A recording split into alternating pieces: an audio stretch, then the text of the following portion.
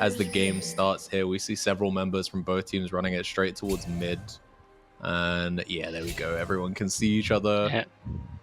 Both teams have hook champs, so their level 1s are both quite good, no? Yeah, both have like the potential to just try to pick somebody and kill it, but they are not grouped, so there's an invade that is seen. There's a ward, so okay, nothing will be will come out of it. The response for 5DK is toward to get maybe the pressure. We see the Fiora. We have the info, and now some trading. Oh no! There's a flash and it still gets hooked. Flash there. I think he's had to start Flay there to keep himself safe, but yeah, banning the flash immediately is something that's definitely punishable. Aaron, there's no game audio, by the way. I don't know if that's intentional or not. I'm sure it's intentional. Yeah, for real. He's trying to create some kind of, you know. Oh, there we go. Hey, you love to hear it. Okay. Oh, and for the chat, like the stream could hear it, but we couldn't. Okay, damn. Okay, yeah. Gatekeeping game audio from us. That's kind of crazy, bro. But anyway. And so for the runes, I'm seeing Orianna having Phase Rush. This will give her more ability, but of course way less potential for poking in lane. And at the start she may be in range, but I think pretty quickly she will not have enough range to really use that Phase Rush. Yeah, because Mel has so much more range. I mean, it's pretty interesting, because last game 5DK on red side had the Chavan, had the Orianna, and now they swap the specs. They're still on red side, but now it's Tubas Cowboys that are fighting them, and the level 2. This is probably going to be first blood, surely. 2 exhausts are going to be burnt out. There we go. Sivir is going to get that first blood. And we have seen here, they've changed over. Colsby was the support last game, now in the top lane. Rex now in the support role, and that was a clean execution of the Nautilus hook. So definitely working out for them here in the very, very early stages. Meanwhile, Fiora's got push in the lane, and she's taken some very good trades here against the Gwen. So I'm not super familiar with how the early levels of that lane go, to be honest, but Is it expected for Gwen to lose loads of HP early, or is this just bad trading on their side? Oh, I'm not exactly forcing the flash there. I'm not sure. I will be honest. I don't play enough of both of those champs. I think the early game will be more favored, but pretty quickly Gwen will be able to answer. So it'll be interesting to see. But yeah, like you said, we see another nice trade. This is probably a solo kill here. That is so rough. Okay, this is a stark difference from game 1. Completely moving up into the top lane, able to get a solo kill, which I don't think Slimzy died in game 1. So here we see something. This is. He has more deaths in the first few minutes. Ooh, the hook hits level 2, and they just get the kill, and yeah, like it's they made the Trash lose his flash early, and now they just continue snowball. Both exhausted are used, but yeah.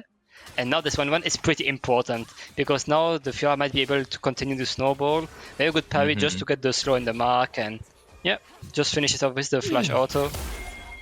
Yeah, no, it was big, and like you said, the top lane is going to be dictated by who ends up snowballing, and if Fiora's already got a 500 gold lead because of that play, and we can see the Jarvan here is posturing to maybe gank, but bot lane is also having a bad trade here. Vayne really low HP, flash here by Nautilus. Ghost is going to be popped by Teabagging to try and keep himself safe. Return hook here. Vayne should probably just leave, but she really wants to stick around and see if she can get something. We do see Celery Juice here with the flash Vault Breaker, but Spell Shield's going to keep Casper safe, and everybody's going to leave, and that was a lot of resources burnt by 5DK to essentially just survive. And meanwhile, more trading top is still pretty rough for the Gwen right now. And Kobe didn't even miss it yet. Yeah, he's Kobe still sitting on the... has TP. Has nothing, he didn't reset yet. Oh, the hook hits, that's a kill maybe. Oh, okay. Alright, you get one back. We'll take that. That's definitely... I think that was a misplay on the side of Rex to... You know, he's a little too low HP to really be in that kind of position. But, you know what? everybody makes mistakes. They're still ahead right now. It's 600 gold in the lead, so it's more of a gold lead they have now than they ever had in game 1. So we are still actually in the positive here, and yeah, we can see. I want to know why Vayne was that low to begin with. Like, she starts this exchange off with like 20% HP, and so it kind of dictates how badly the fight goes just for the rest of it, because she has to leave. And now a very nice spell shield, good reaction. Yeah, agreed. I don't know if he didn't even come up on vision, so literally he only knew the Vault Breaker was coming from the second that the Vi flashed. So yeah, insane reaction time there by Casper. And yeah, like I said, I think Rex just didn't realize he was low enough to die if they traded on him, and taking that turret shot alongside the CC chain, just not quite enough. That was...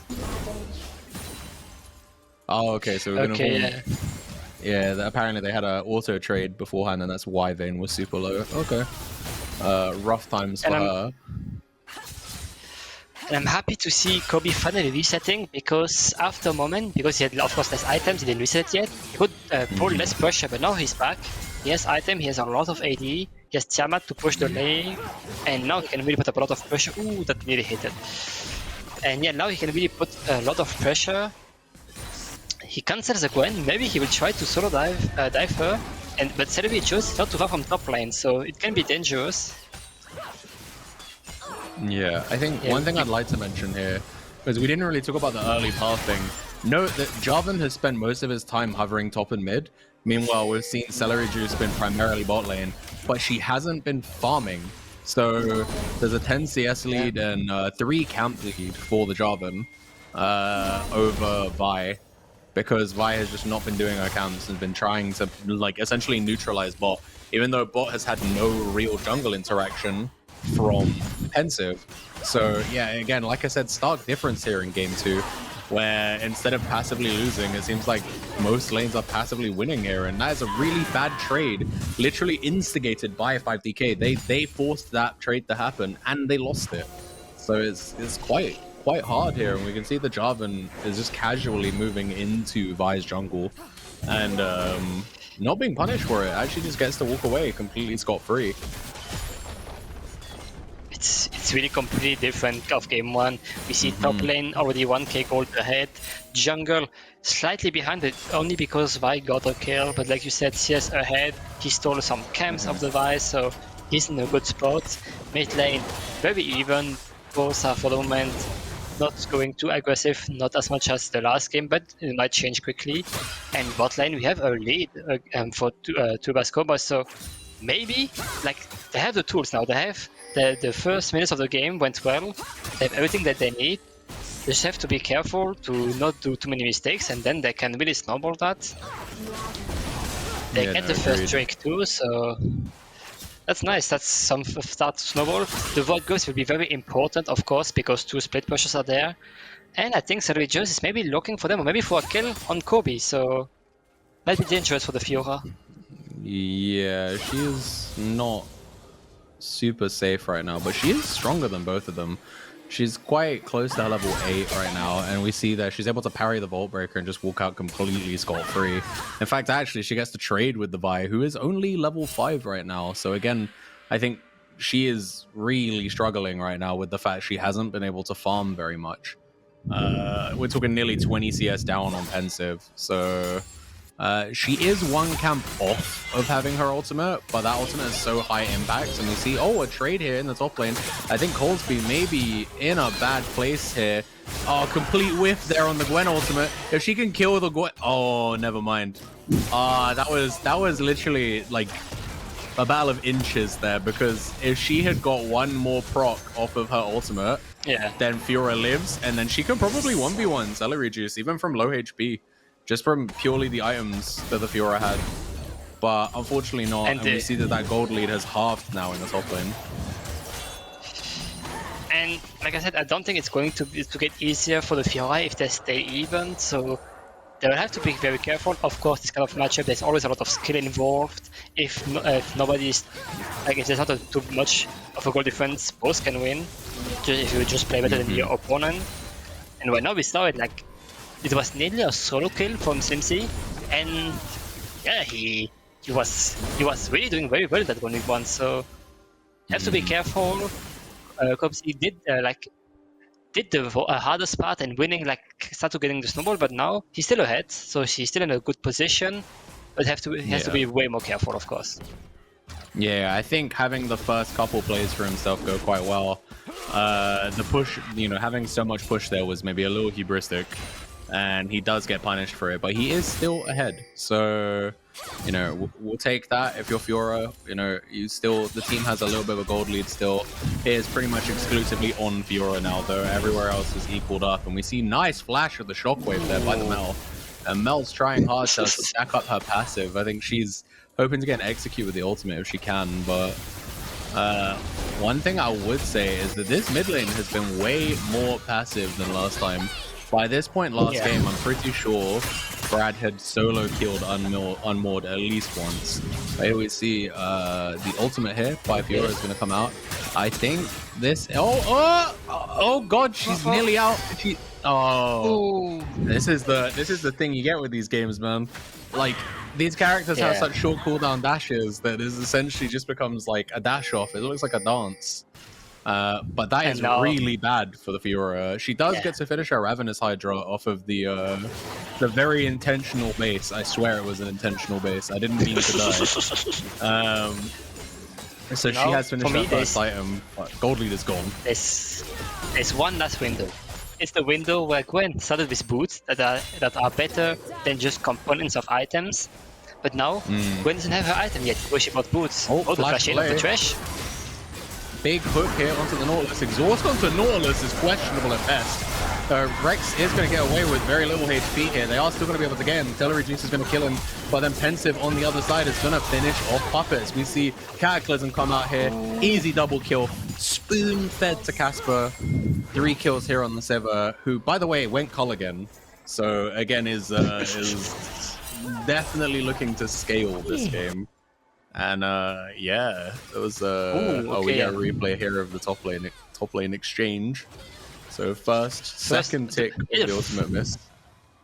Yeah, both first are missing, then there the response, and she doesn't get to proc a lot of marks here, and that was well played by the movement of Sulpi, and now he gets it in the end. That was very close, and now I understand the choice, the vibe that is coming, the flash in.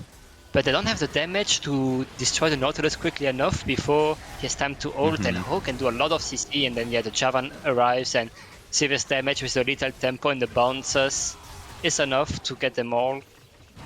The Sivir is online yet, and now this is going to be dangerous. I mean, she's been able to pick up, I think, 3 plates there, right? So we can see that the gold lead has grown again for the Cowboys, but it is now, instead of it being on Colesby, it's now on Casper. So 1.1k gold lead in the bot lane here. Probably sitting on pretty much all of that gold as well. So it's a tedious one here, and I don't know. Oh, both players really low here. Ultimate's going to be popped up by Gwen. Is going to be able to kill her, and that's like the 3rd time here. Look at the build. Look at the build on Gwen. No complete items, ninja tap plated steel cap, sorry, and then straight into the anti-heal. So interesting that has been enough here to completely mitigate Colesby, who has gone for his first core item. For me, that was Colesby. That was his last chance. He had that item before his opponent had one, so this was a bit his last chance where he could really do something. But now it's going to be so much harder for him. I don't think the Gwen doesn't have her first item yet, but she's strong, and it's just going to be harder and harder for Colesby. And Simsi again ahead, again dangerous. But Tubas Cowboys got the 3 Void Grubs, so the Gwen is not going to one-shot the turrets, but she still deals a lot of damage, so she's going to 2-shot them, basically, not one-shot them. So yeah, it's going to be hard for the split pressures of the Tubas Cowboys. Still looking we can for see trades. Gwen here as well. It's got a level lead now. Yeah, true. and we see the 5DK already taking this Drake. But the Javan is not doing it alone. Yeah, I think Puppets here is probably going to die. Hook is going to land here. Thresh is going to go down, and we see Casper on a rampage. And surely that is probably just giving the Drake over. Mel tries to get in there. She's going to get herself. Oh, we do see a steal. Okay, Mel here is going to be able to shut down the Orianna. I think Vi's going to die for her troubles on the steal. Maybe not. She gets away with the blast cone. And now it's Vayne versus Jarvan here. Jarvan takes a couple slaps for his trouble. And we see he's fishing right now for that Vi. He definitely wants it, but he cannot quite find it. And another risky trade here on the top side. We see Mel and Vi here trying to fight. Oh, we are going to see the ultimate's going to come out, and Brad is going to kill Pensive. And that's the gold lead pretty much evened up here again. There's only 600 gold between them now. Everything went wrong for Tubas Cowboys. The Drake got stolen, Brad got a kill on Onward, and then now Pensive tries to punish the low Vi and gets killed by Silver Juice and Brad. So everything was going well, and now everything is going to be so much harder. The Silver is still there, still didn't die, still massively ahead. But she's the only one. Now it's going to be way harder. All the gold lead is on her. Mid lane literally might start to snowball again. I'm pretty scared to see if now Brad will be able to get some solo kills again. Top lane, like we talked about, the moment where Simzi finishes first item, good luck to Kopsy to survive. And yeah, like this Simi will have to carry its Casper's games. We'll see. Okay, that. Oh no, with the flash burnt here, the Hook is easy pickings. And they are dropping him to half HP. Unmoored's going to have a hard time, I think. That flash being down for 5 minutes means that Vi and Thresh can come back, revisit, and see if they can punish again. But for now, they are going to try their best to get this Herald.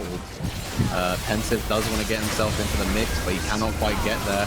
Gets rooted up by Mel and immediately popped. Meanwhile, Fiora's on the side here, trying her best to try and keep people away. Casper, though, is in the mix. We see a shockwave come out here. Orianna's going to be able to kill Mel. And now 3-man versus 3-man. I think not much else should really happen here. Yeah, Nautilus is going to throw his hook at the buy and miss, but we can kind of return to some chill. But teabagging his spot. He's farming. He's going to push the wave. Casper is going to miss waves. Okay, so and we're going to show the replay here. So this whole thing starts with Thresh tries to get some vision around Drake. They do end up having to lose the Drake here, but then some genuine ballsy hero play bullshit by Vi. Just Vault Breaker into Smite. Has the shielding there off her passive. Vault Breaker's out. Insanely lucky to get off that blast cone. Tries to flag and drag here, I believe, Jarvan, but gets condemned, so can't quite get away. Insane shockwave there by Unmoored, by the way. Just shockwaved on himself. You love to see it. And then, yeah, now Jarvan with nothing else to really achieve. He's trying to be like, well, I'm here now. Might as well try to get some camps. And then 2 members of 5DK show up and he dies for his efforts. So, like was mentioned in the chat, I think that was that would have tilted me. I mean, you know, you try and get the Drake. You have all the setup in the world. They steal it and there's some insane 50-50. They get away of sub 100 HP because of a blast cone. And then you're like, oh, well, now there's nothing for me to get. Love that, love that. Great. And then he dies. So it's just mega depressing. There's still the goal lead on Casper, so he's still there, he's still ahead, he's still fed. But he's alone. Like, he's the one that has to deal the damage in his team.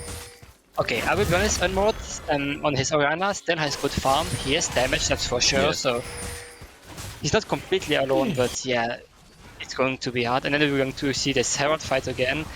The Javan misses his combo, so doesn't get in, and the Fiora gets picked up top side. Did he miss the combo, or did the root prevent him from dragging?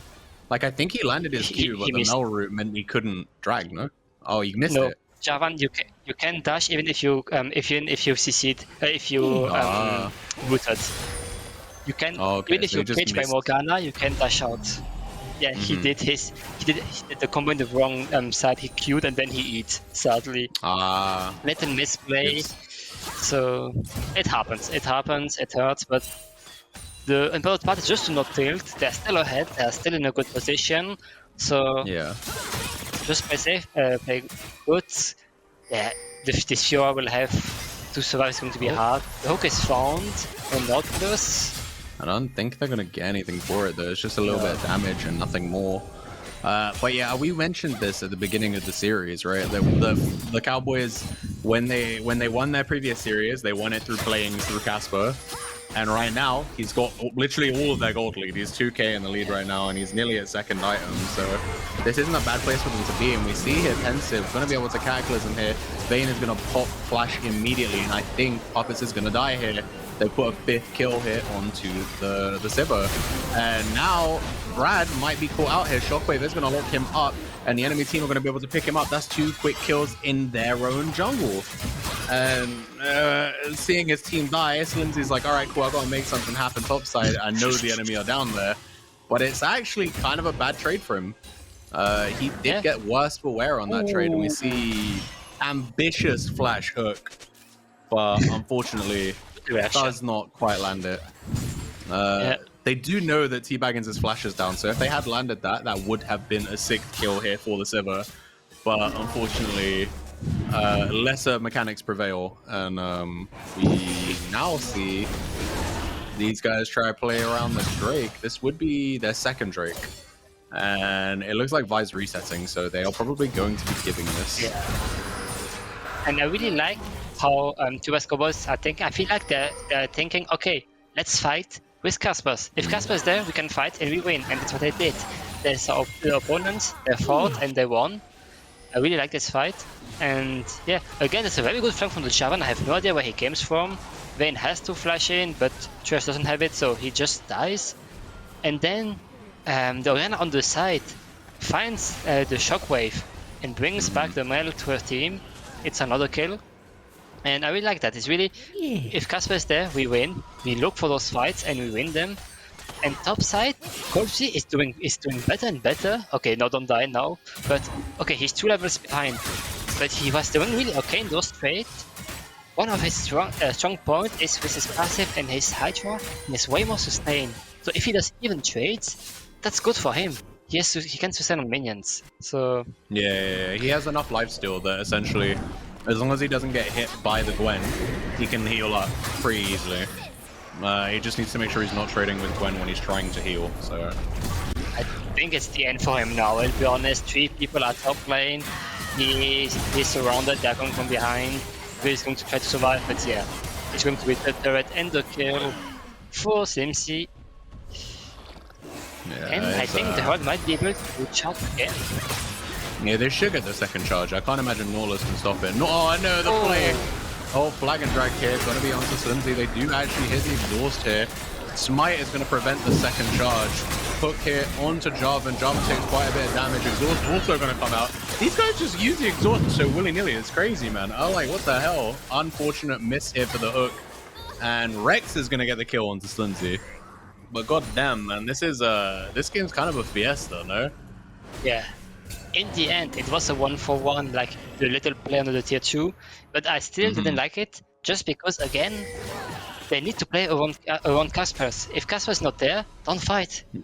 Yeah, I agree. Like the Sivir has 2 items, she does insane damage, so they really have to play around this. But yeah, like they just pressed their buttons and went for it, 1-for-1.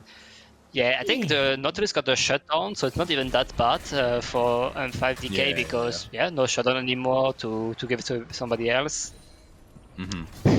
Waiting behind them, like waiting behind the Fiora just to get her. It's super unfortunate for Colsey there. There's no way she's living. Super predictive hook there by Thresh ends up predicting incorrectly, but then makes up for it with that flay there. And yeah, we just see every time these guys fight, they throw everything into it. Like, you know, the exhaust came out so quickly onto the Gwen, and then now the exhaust is on Jarvan. I'm like, Jarvan isn't even super high damage, man. Like, this is, I don't know. Like, the turret did more damage to Gwen than the Jarvan was. It's a messy one. but you know, we can't exhaust the turret, so we'll exhaust Jarvan, I suppose. And now we have another. They knew he was in there. This ward saw the Fiora, so this is super aggro. But as soon as the Gwen has decided to go in, it looks like Cowboys have decided it's time to Atacon. So, and I think they're gonna get it uncontested. We see Vi and Thresh leaving the vicinity. They're letting Vayne get the push in mid, but Casper and Jarvan are looking to maybe get her. We see the Sivir ult is going to come out, making sure that they're not seen on any vision, but they don't actually decide to chase. Okay. Maybe they didn't see the Vayne, or when they did see her, she was too far away. They didn't think it was worth it. Her flash is still down, but it will be up within the next, like, 30 seconds. For the next fight. Yeah, so for now, they get the objective, and if they continue just being able to get the objectives, like it's 3 turrets to 1 for the Tubas Cowboys. If they don't do a major mistake, they just continue. There's an objective. Okay, we send CV there with her entire arsenal of melee CC, defensive, and the rest, and then on road for some more damage. And yeah, the 5DK for now just giving the objective away, and I think that's understandable. The CV is very dangerous, so we'll have to see how it goes. Even if Mel can be quite good against Severe, because yes, you bounce back or auto attacks, but the Sevire's auto attacks do a lot of damage because of the bounces, and yeah, you reflect those bouncing auto attacks. So, but I still think that Tubas Cowboys are doing well to really just get the objective for now. There will be soon another Drake, the third one for them. Let's see if they still get it for free or if 5DK want to fight it. I have to imagine they're gonna want to fight it. They don't want to give Soul Point away for free. No, surely not. Especially considering the Sivir is really good as the game gets later and later. One thing we haven't spoken about yet is that as long as Casper's alive, it's really, really difficult for 5DK to push in, because bouncing blades just makes it like nigh impossible. I guess I don't know if that was like a little kind of death bush cheese, kind of waiting to see whether or not the enemy team would try and come up for vision, but they quickly let it go and decided to just actually take the objective, of which they now are on Soul Point. So 2.3k gold in the lead, 3 turrets to 1. They're on Soul Point. They're looking pretty strong right now. This is a very stark contrast to game 1, where by this point in the game, we were already talking about game 2. So, you know, they're doing pretty well. At this point, I think they were like 15k down.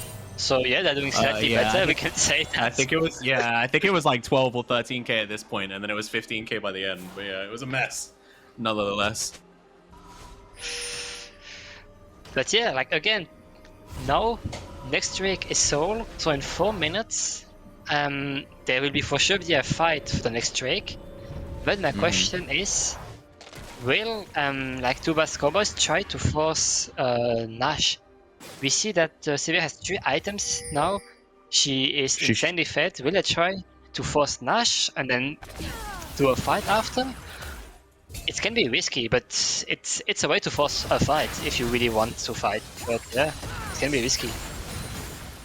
Yeah, I was gonna say, I think their Baron take is pretty fast, no? Sivir is pretty good at it, so... Oh, okay, it looks like Rex is caught out here, but Casper is nearby. And with Casper here, even if he dies, if they can get return kills, nice flash here by the Vi, but it isn't going to keep her alive. And Vayne is trying her hardest to get away. Immediate exhaust here. And this might be a kill. Okay, shutdown. You take that, big shutdown onto the Vayne. It is still a net positive for the Cowboys, but... You know, they got a kill here onto the Sivir. I'm guessing that was 700 gold shutdown because she was what, 8-0. So big chunk of change here into the pocket of Vayne, who, to be fair, I think they were 2.5k down, and then now 2.1. So yeah, Vayne is a winner here. But I think if you look at the entire team, Tubas Cowboys are pretty happy about it. Like they got a turret, even they got a turret there. Yeah, at the start we see the Nautilus getting caught, but they have the damage to kill the Vi before the Nautilus dies, or at the same time. And then the nice hook is so important, and that's a good exhaust. You can say whatever you want. That was a good exhaust. No, 100%. Those are the kind of exhausts that I want to see, not random exhausts onto J4. I want to see exhausts onto Siva, who the 40% damage reduction is actually gonna like neuter them, you know, in comparison to like your bruisers and whatnot, which is kind of a waste. But I mean, clearly the cooldown is short enough they can do it on both at this point. Yeah. Like I said, Tubas Cowboys, I was asking myself if they wanted to look for fights, and I looked for it and I found it. Was a win, but not a giant one. The Vayne will soon start to be an issue, but for now she still has only 2 items. I mean, she still deals a lot of damage, but this series is way more dangerous.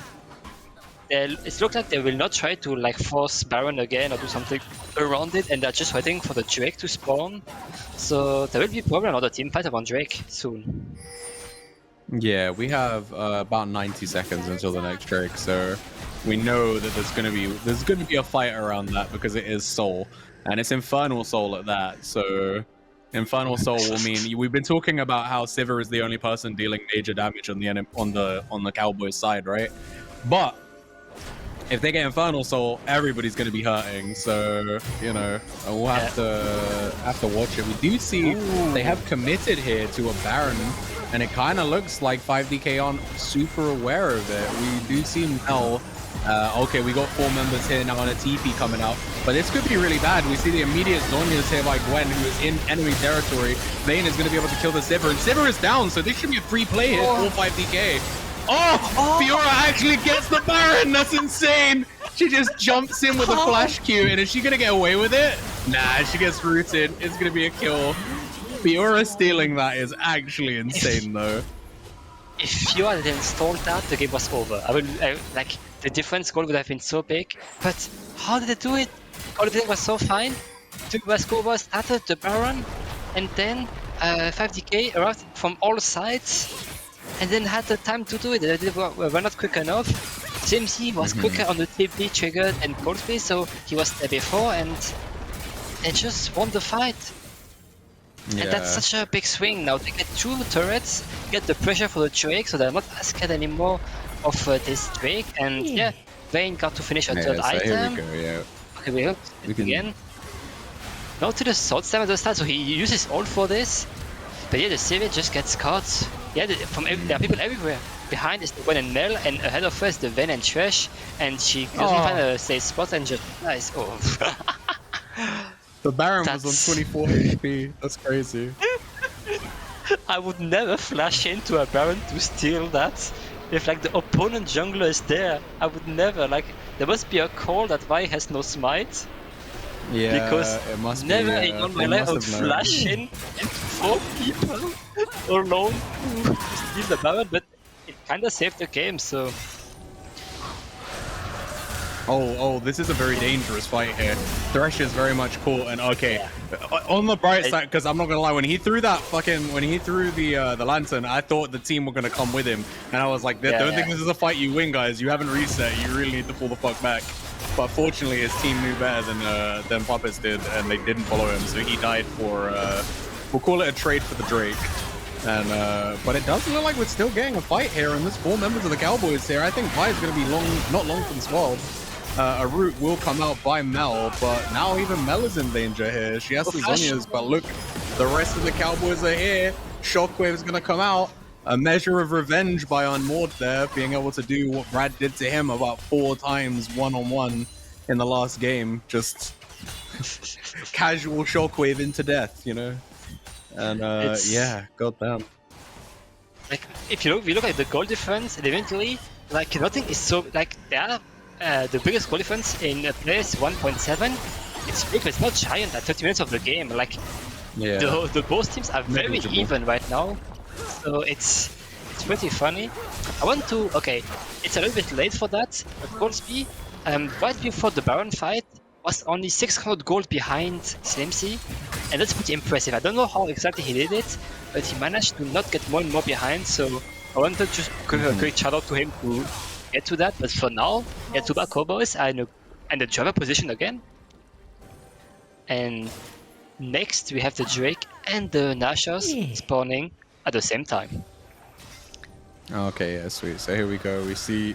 I think the initial hook is good because it prevents Jarvan from trying to steal it. And then, unfortunately, just due to the positioning that he was in, it was kind of a I'm trading my life here.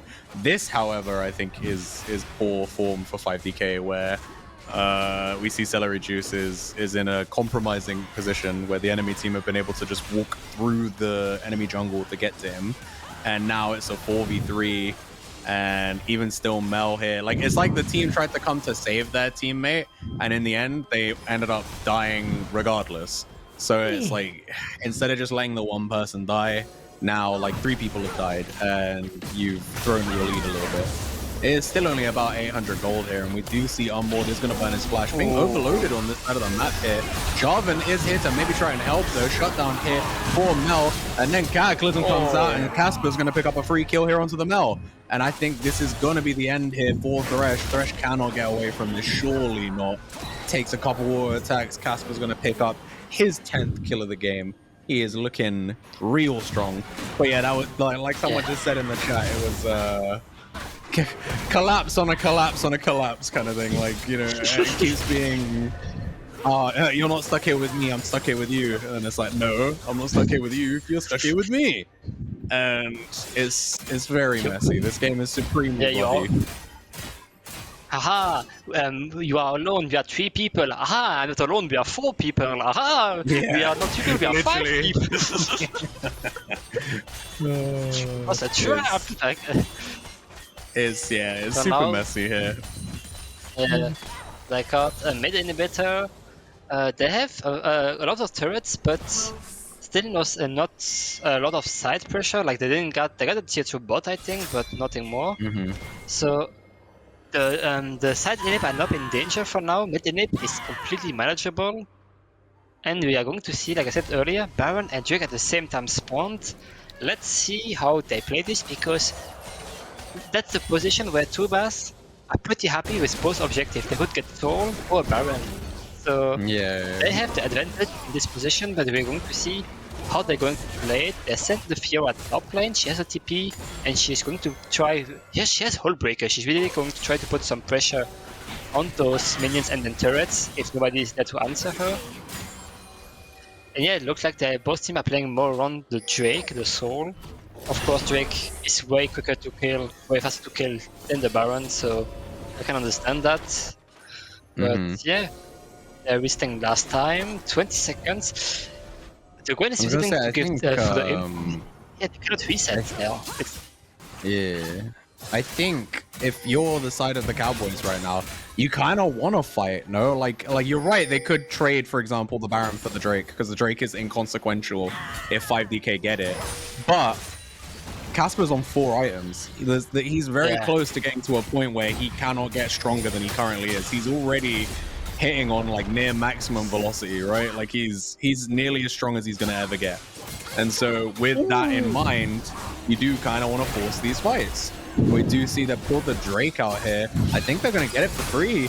And we see Teabag against Cho's topside, and now Cowboys know they can fight here. Casper's going to get himself on a killing spree, and we see a flag and drag here trying to maybe lock some people down. But Mel flashed early, and it doesn't matter because she still gets locked up with the Cataclysm. And now all she can do is waste time. Does actually get the Lantern here. I think he's going to get out, and it might be Pensive here that's dying instead. Oh god, I think the turret nearly kills him, but he does actually get away. Big shielding there by his own W and the E from the Orianna. And goddamn. But they got Soul. Celery Juice tried again to steal it. They didn't? Wait, what? Why I'm not seeing? Yeah, no, they have it. They have it. It's a visual bug. Okay. It's a visual bug with the overlay. So they have Soul now, and we saw Celery Juice try to steal it again. Didn't quite see. I didn't saw how close it was. Yeah. It was pretty close. It wasn't a jungler that got it. In the end, it was actually Unmoored. Shout out to Unmoored for securing the Soul there when both junglers couldn't. Which is kind of crazy. Yeah. And yeah, the Fiora in the end dies from top lane because Vayne made the move, but yeah. They nearly get another kill. In the end, the Lantern saves the mill, and the shields saves just in time the Javan. There we see that again. Now Fiora wins the 1v1. That's very scary for 5DK. Of course, again, those are skill champs. I think Slimzy could always win 1v1 if he plays better, but yeah, it's always close. He has an item. Okay, flag and drag here. Straight to another Cataclysm, and I think that has got to be buy down here. Casper's going to get himself his 12th kill of the game. And TP here by Fiora. I guess they're just going to full send 5 members onto the Baron pit. So, but like, I don't think 5DK can stop them here. So, you know, it's going to be a free Baron. They could try. You can see that getting pushed in mid, but like, there's nothing you can do here. They take it too quickly. He got one shot. Yeah. The Baron got one shot and he got melted. The Baron was gone before the wave even hit. Like, nothing you can do. Yeah. So now they try to reset, and now the tank's playing again. I think this Baron has to be very impactful. If they don't get a lot out of this Baron, they might run out of time, and like they might start getting caught back in the goal. Like you said, Xavier is full item now. She cannot really get stronger, but Vayne can still buy. Oh no, never mind. She's full item too. Both ADCs have 5 item plus boots. Both of them can literally carry a team fight by them alone if they have the right opportunity. So we'll have to see how this goes. Now, one thing I will say, I think if they get caught in a 1v1, then the Vayne definitely wins, right? Yeah. Especially with the Jack show as well. But that should never happen. Like, they should never find themselves in a 1v1. Here we go, we have another 5v5. Whoa! God damn! Triple kill for Armord. That shockwave just smoked the entire team. And the rest of this team fight has to be a formality. Crazy 3-man route there. I think Brad is trying his damnedest, but I don't think it's going to mean anything. T-Baggins is going to go down. It's Brad against the world. He burns Zhonya's, but the enemy team are just going to change their focus onto the Nexus turrets. Pensive gets the ace here. And that's got to be game 2. Game 3! Game 2 by Tubas Cowboys.